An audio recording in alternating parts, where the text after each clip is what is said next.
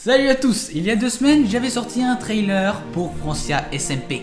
Mais c'est quoi Francia SMP? Francia SMP c'est un serveur Minecraft par faction. Une faction c'est un groupement de joueurs et chaque joueur peut aller dans une faction ou une autre. La grande particularité de Francia SMP c'est que les factions existent déjà et ce sont les régions françaises. Mais dites-moi, est-ce que vous voulez savoir ce qu'il y a derrière Francia SMP? Comment est-ce que je l'ai, comment plutôt on l'a créé?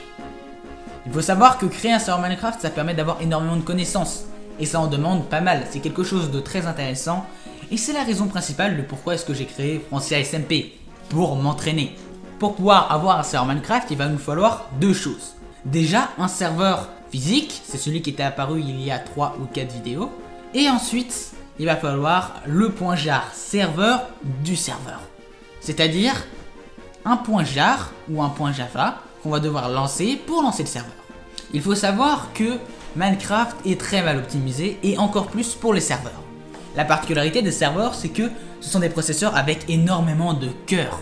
Actuellement dans ce serveur il y a 2 processeurs à 4 cœurs en 2010. À l'époque c'était pas ultra commun les processeurs à 4 cœurs. Une fois qu'on a trouvé son bon fork, dans mon cas c'était Paper, parce que Paper est le plus récent, c'est toujours un excellent fork, ça vient de Spigot, donc tout ce qui est pour Spigot sera aussi pour Paper, si je dis pas n'importe quoi. Et donc à partir de là, il a fallu tout configurer. Alors, comme j'ai déjà fait 2 vidéos sur les serveurs Minecraft, c'est toujours le même principe. On crée le serveur, on accepte le ELA.txt, et ensuite on va paramétrer le serveur dans tous les points .txt et les points .yml. Alors une fois que je l'avais paramétré, je l'ai testé et évidemment pour que ça fonctionne il faut faire une redirection des ports. C'est-à-dire que quand des personnes vont se connecter à ma box avec le port 25565, il faudra que ce soit mon serveur qui reçoit l'information. Alors j'avais tout bien fait, on avait beaucoup de plugins, pas mal de plugins, tous paramétrés etc. Un peu de bêta test, mais vu que le serveur a été fait en 1 semaine et demie, 2 semaines grand max, la semaine de test ou même de bêta test n'a pas duré très longtemps. Et c'était quand même une mauvaise idée. Si vous voulez faire un bon serveur Minecraft, il faudra une énorme période de bêta. D'ailleurs, c'est pour ça que le serveur est en whitelist et qu'il faut venir sur Discord pour être ajouté. Et en plus qu'il est premium, ça sert tout simplement à limiter le nombre de personnes possible, histoire que les gens qui soient là, qu'il y en ait moins et qu'il y ait moins de risques de duplication, de cheat ou ce genre de trucs. Donc une fois qu'on avait bien paramétré tous les plugins, etc. Bon, évidemment les plugins ça se rajoute tout le temps, il y en a toujours plus. Bref, un serveur Minecraft, il faut toujours s'en occuper. Bien sûr, aujourd'hui il y en a beaucoup plus et on les a reparamétrés, etc. etc. Bref, j'ai lancé le serveur Minecraft sur ce PC. J'ai streamé sur mon PC personnel en même temps. Et oh putain, c'était une mauvaise idée. En fait, il faut savoir que quand tu streams, tu consommes beaucoup de bandes passantes. Mais pas de la bande passante descendante, de la bande passante montante. Et en général, la bande passante montante est à peu près 5 fois inférieure à la bande passante descendante. Et c'est ça le problème principal. J'avais beau avoir une excellente connexion et un serveur qui en théorie fonctionne très bien, le serveur avait entre 4 et 8 TPS à entre 16 et 20 joueurs. Donc vous imaginez, vous êtes 16 joueurs pour le lancement d'un serveur Minecraft et boum 4 TPS, c'était violent. Alors le lancement c'était tout simplement le 17 janvier je crois, le 17 janvier en 2021 évidemment. Sauf que vu que le but c'était d'expérimenter, le but c'est pas de faire un serveur Minecraft pour se faire de la thune, le but c'est de tester et d'avoir plus d'expérience pour pouvoir éventuellement le mettre dans son CV ou je sais pas créer un autre serveur Minecraft etc. etc. Et j'avais hypé le truc. Alors l'avantage du hype c'est que c'est à double tranchant. Plus t'es hypé, plus les joueurs seront motivés à jouer sur le serveur Minecraft. Mais plus tu fais de la merde et plus les joueurs seront déçus. Les jeux les plus mal notés de Steam par exemple, ce sont les jeux les plus hypés. Ce sont des jeux très mauvais et qui en plus étaient déjà connus à la base. Ce qui fait que leur communauté a été extrêmement déçue et voilà. Donc j'ai énormément hypé le serveur. Par exemple, est-ce que faire un trailer sur la chaîne principale pour la pub d'un serveur Minecraft alors que ma chaîne n'est pas du tout à propos de Minecraft était une bonne idée? Peut-être, mais c'était peut-être pas le meilleur endroit pour le mettre. En termes de stats, YouTube déteste qu'on sorte de sa zone de confort. Là dans mon cas j'ai fait un trailer pour un serveur Minecraft, mais je fais jamais ça. J'ai même quasiment jamais fait de Minecraft sur ma chaîne YouTube. Et donc pas besoin d'avoir fait SES Bac+5 pour comprendre que YouTube n'aime pas ça et donc évidemment les stats ont dégringolé. C'est quelque chose de plutôt classique et normal.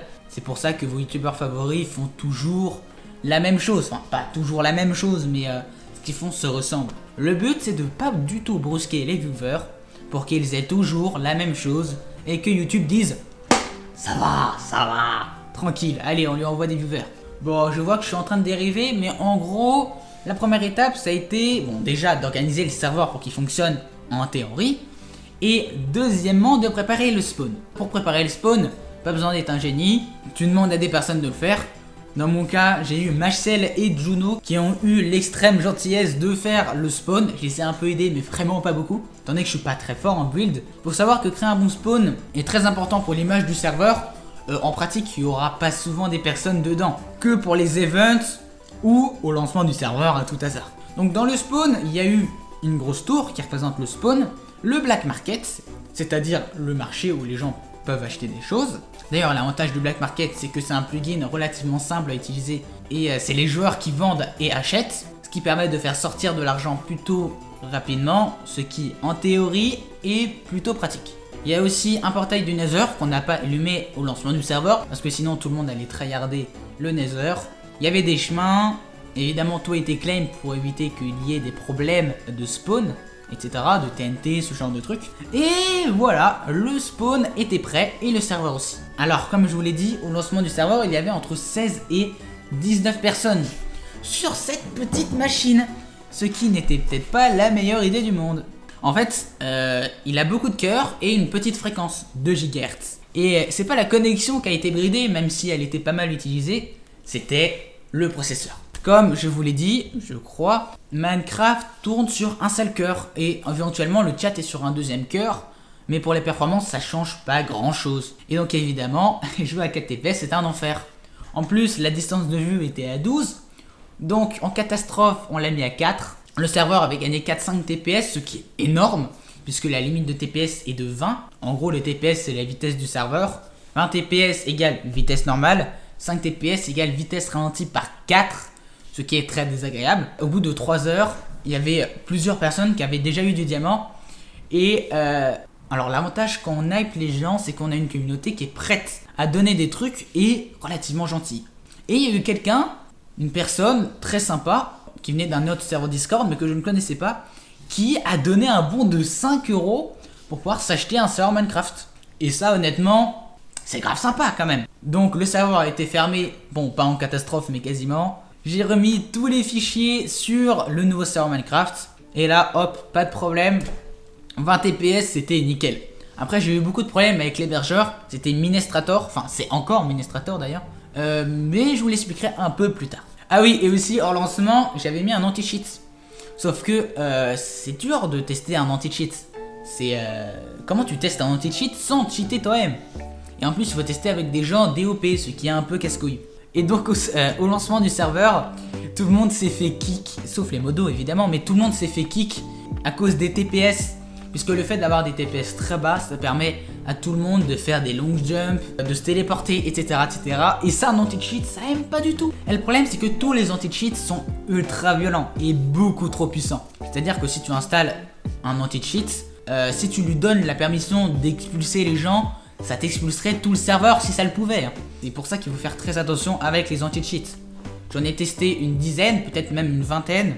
J'ai fini par l'enlever puisque quand tu as un ratio de 30%, c'est-à-dire 3 modos pour 7 joueurs, en général, t'as pas trop de problèmes de cheat. Donc après que le joueur en question nous ait donné un bon de 5 € sur Minestrator, parce que sur Minestrator on peut donner des bons, c'est plutôt pratique. Donc j'avais remis tous les fichiers, etc. Tout fonctionnait bien.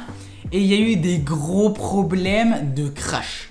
C'est-à-dire que le serveur crashait à peu près tous les jours, ou tous les 2 jours. En moyenne c'était tous les 1 jour et demi. C'est qui était un peu casse-couille.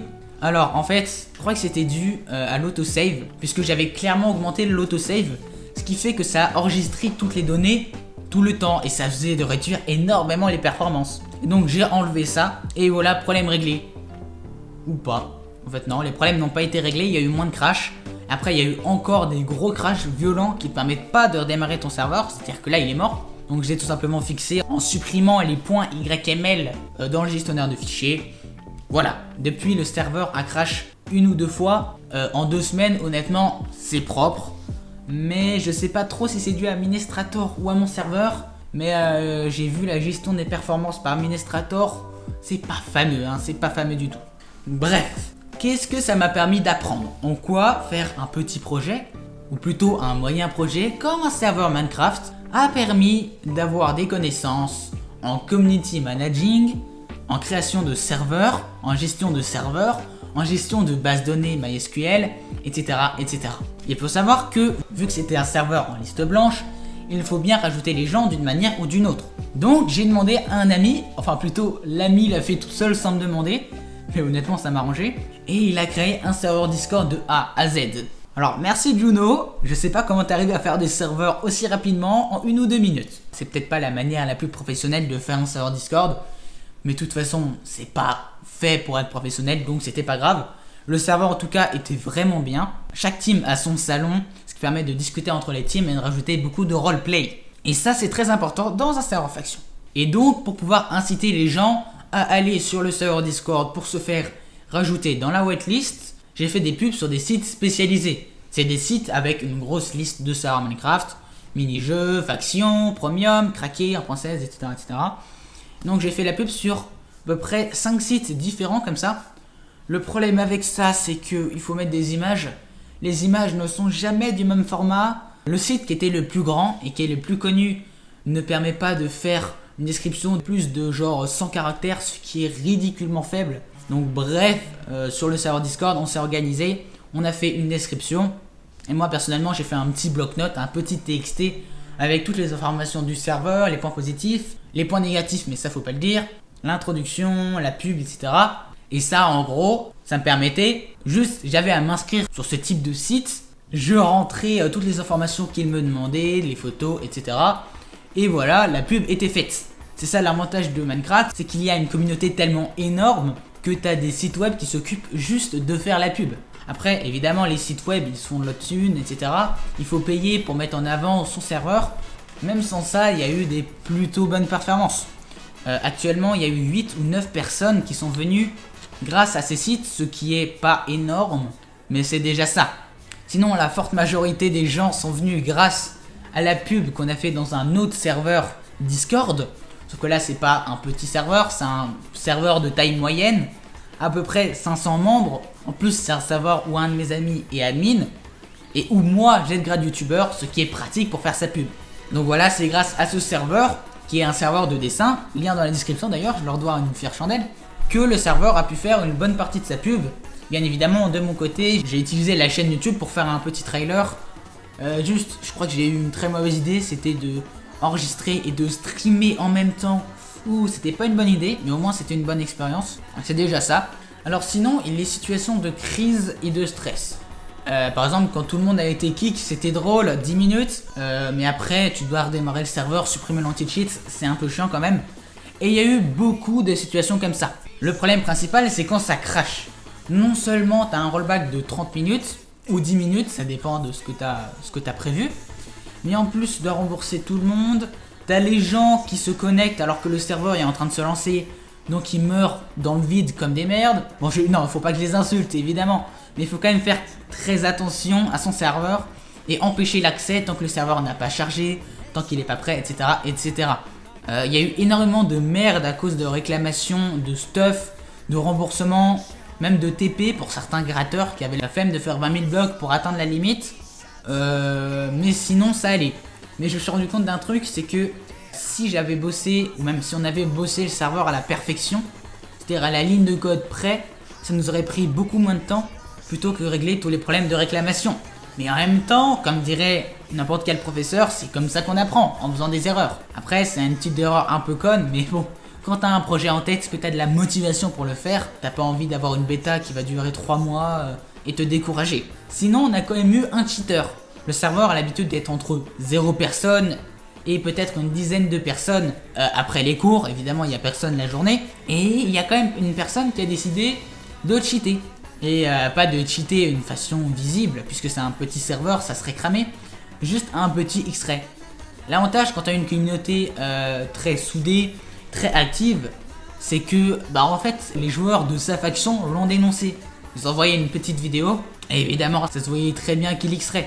En plus il n'était pas ultra futé puisque je m'étais connecté sur leur serveur, je savais qui c'était, on avait déjà des doutes, etc. Et donc je lui parle tranquillement, je me mets à lui parler et je me mets en game mode spectateur. Histoire de... c'est plus simple pour regarder les gens. Et je le vois dans le Nether en train de miner pour de la Netherite. Et je le vois pendant qu'il parle avec moi, etc. On discute tranquillement. Il se met à faire des zigzags, il fait des mouvements bizarres. Il se met à creuser 4 blocs en dessous de lui, à faire même pas des trucs droits, juste des gros zigzags, etc. C'était cramé le X-Ray. Donc j'ai envoyé la vidéo, j'ai demandé à tout le staff ce qu'ils en pensaient. Évidemment, j'ai pas donné le pseudo sur le serveur Discord. Le but c'est pas qu'il se fasse harceler, voire même lyncher, ça serait un petit peu bête. Donc voilà, le temps qu'il réponde et tout ça, il était parti du serveur, enfin il s'était déconnecté. Et donc une fois qu'il s'est reconnecté, j'ai fait un petit /ban, j'ai annoncé dans le général aussi, mais pas en disant le pseudo, hein, je suis pas con. Et donc il a commencé à se plaindre gentiment vers Juno, un des modos et celui qui a aidé à faire le spawn. Donc voilà, Juno qui a vraiment une patience énorme, je sais pas comment il fait pour rester aussi calme aussi longtemps. Moi perso, s'il m'a envoyé un petit MP sur Discord, je l'aurais envoyé, comment dire, je l'aurais envoyé bouler. Il a discuté avec lui, etc., etc. En bon terme quoi. Et il a avoué qu'il cheatait, donc bon, pas de problème. Honnêtement, le premier ban c'était vraiment bien. Il n'y a pas eu de deuxième ban, et tant mieux d'ailleurs.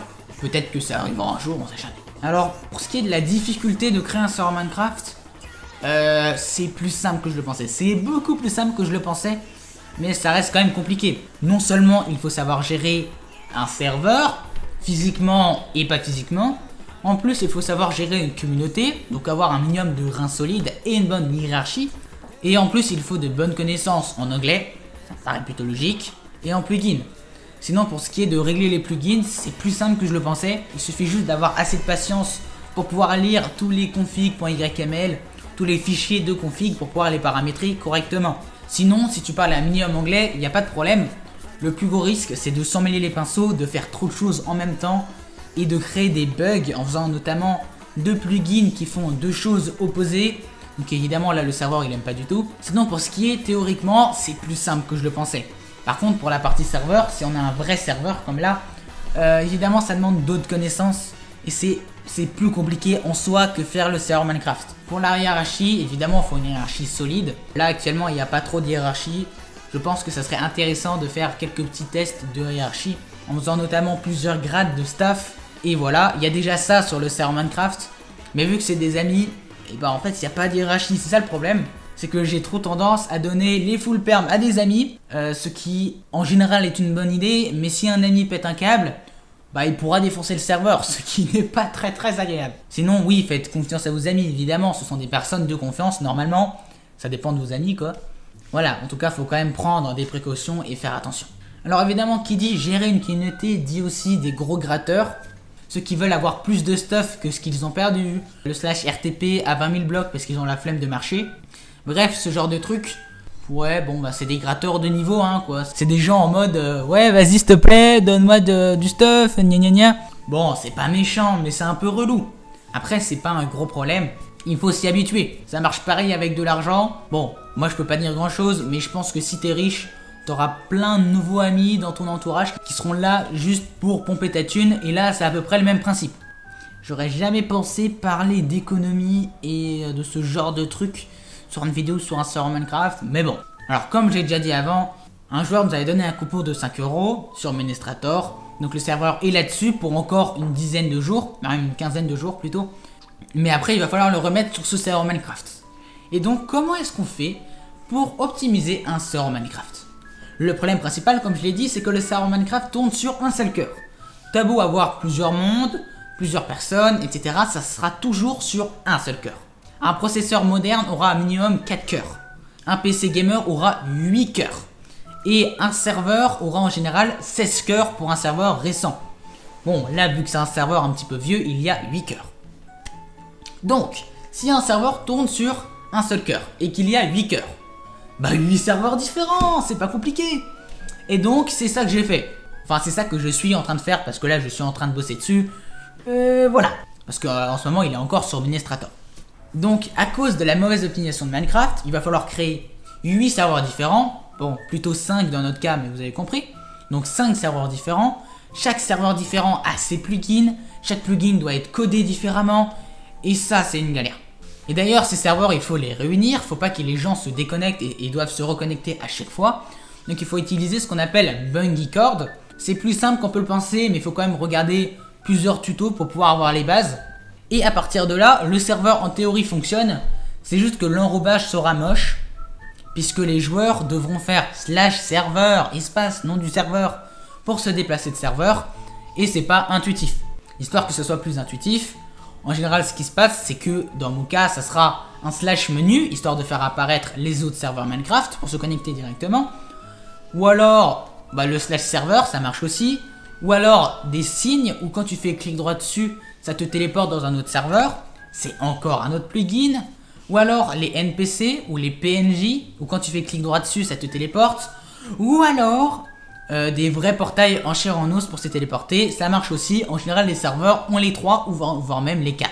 Donc vous voyez, BungyCord c'est un proxy à part, c'est pas si compliqué que ça, mais l'enrobage est bien plus dur. En plus, vu que c'est un serveur en faction, chaque serveur doit avoir un monde, c'est-à-dire que tu as un overworld, géré par un serveur, parce qu'on peut pas mettre 2 serveurs sur un seul monde. Donc, un overworld, un nether, un end et un lobby. Donc ça fait 4. Donc 4 serveurs différents qui tombent sur 4 machines différents. À partir de là, il faut forcer un joueur, s'il va sur le serveur nether, d'aller obligatoirement sur les nether. Donc dans mon cas, j'ai utilisé Multiverse Core, qui est un bon plugin très pratique pour faire ce genre de truc. Et en plus, il faut synchroniser les inventaires et les effets de potion, la vie, etc. des joueurs entre les serveurs, puisque les serveurs ont la particularité d'avoir leurs données pour eux tout seuls. Chaque serveur aura par exemple son inventaire, sa vie, sa bouffe, ses effets de potion, etc. Et ça, c'est pas ce qu'on veut. Donc ce que j'ai fait, c'est que j'ai téléchargé un plugin qui s'appelle MySQL Inventory Bridge, et j'ai utilisé un hébergeur gratuit MySQL, c'est-à-dire un site qui permet gratuitement d'héberger des données, et ces données seront utilisées par vos serveurs, histoire de savoir où était le joueur, qu'est-ce qu'il avait comme effet de potion, etc., etc. Un serveur MySQL, ça sert à ça. Transférer des données d'un serveur à un autre, c'est quelque chose de vieux, mais qui a réussi à bien rester dans le temps. Même aujourd'hui, il est très pratique, et j'ai eu un peu de difficulté sur ça. Une fois qu'on s'est bien inscrit, qu'on a bien créé son serveur, pas de problème, ça fonctionne. Alors voilà, créer un serveur Minecraft a permis d'apprendre beaucoup de choses. Je peux que vous conseiller de faire ce genre de test. Testez des trucs, faites des trucs. C'est très important et ça sera très utile pour plus tard. Dans mon cas, je vais peut-être mettre, même je mettrai dans mon CV, je me suis déjà occupé d'une base de données MySQL, je me suis déjà occupé d'un serveur Minecraft physiquement et d'une communauté, donc pas physiquement. Et tout ça, c'est l'expérience que vous pouvez utiliser plus tard. C'est toujours très utile. D'ailleurs, en parlant de tester des trucs, évidemment, cette vidéo est aussi un test. C'est une vidéo longue et chiante, histoire de donner mon point de vue sur une expérience que j'ai faite. Et on va pas se mentir, c'est pas quelque chose que YouTube veut. C'est pas un contenu dynamique et c'est quelque chose de plutôt chiant à regarder. Mais j'espère quand même que ça vous aura plu. De toute façon, le but c'est de tester. Je perds pas grand chose à le tester. Bref, rejoignez mon serveur Discord, rejoignez le serveur Discord de Francia SMP. Peut-être que ça deviendra un serveur multi-jeu plus tard, je ne sais pas. Rejoignez le serveur Minecraft de dessin qui m'a permis de faire la pub pour Francia SMP. Le lien des 3 Discord sont dans la description. Et aussi, venez me voir sur Twitch. Cette semaine, j'ai fini Star Wars Battlefront 2 qui était gratuit sur Epic Games. Et honnêtement, c'était nickel. Bref, salut à tous, j'espère que vous passez une excellente journée. N'oubliez pas, la semaine prochaine, c'est les vacances. Et ça, c'est nickel. Allez, salut, ciao.